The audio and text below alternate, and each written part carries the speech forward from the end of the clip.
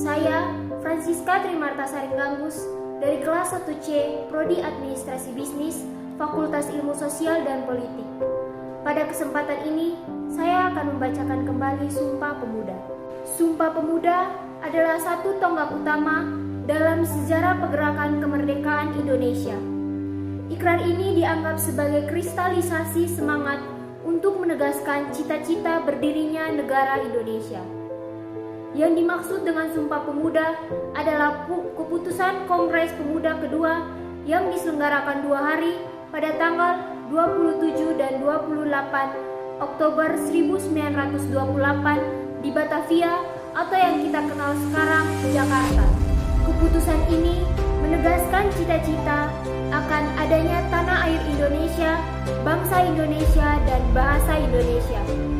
Keputusan ini juga diharapkan menjadi asas bagi setiap perkumpulan kebangsaan Indonesia dan agar disiarkan di berbagai surat kabar dan dibacakan di muka rapat perkumpulan-perkumpulan.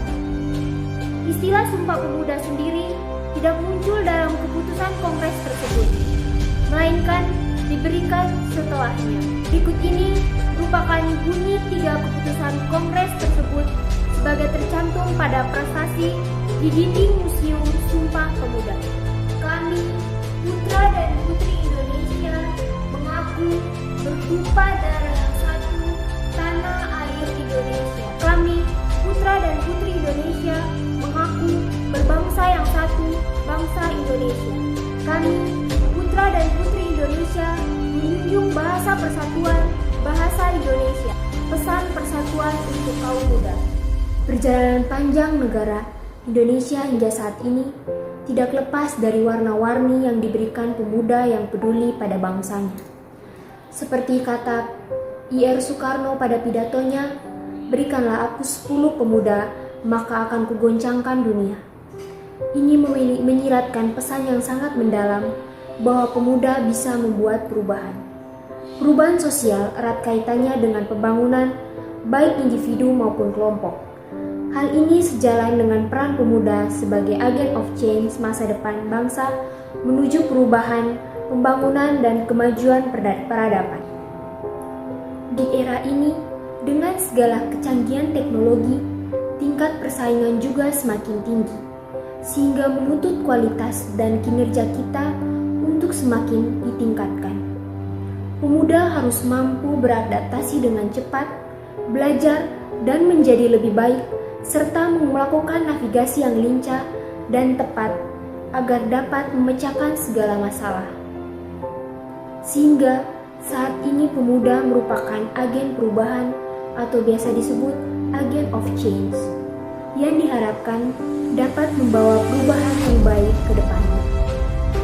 Di masa pandemi seperti saat ini, kita sangat bergantung pada teknologi. Oleh karena itu, perkembangan teknologi saat ini cukup berpengaruh pada cara berpikir generasi muda.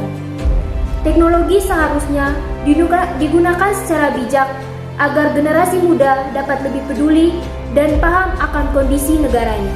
Mari kita generasi muda menjadi generasi yang unggul dengan kepribadian yang baik, dengan menggunakan media sosial sebagai sarana berpendapat yang positif, bukan pendapat yang merusak keindahan yang sudah ada.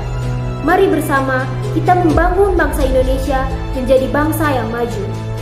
Ayo kita kaum muda bersama dalam membangun teknologi yang kreatif, teknologi yang bersih, dan teknologi yang ke depan. Tutup semua mata dan telinga, terutama dari segi ujaran kebencian. Bukalah mata hati kita untuk melihat betapa indah persaudaraan jika teknologi dipergunakan dengan baik. Selamat memperingati Hari Sumpah Pemuda yang ke-93. Bersatu bangkit dan tumbuh.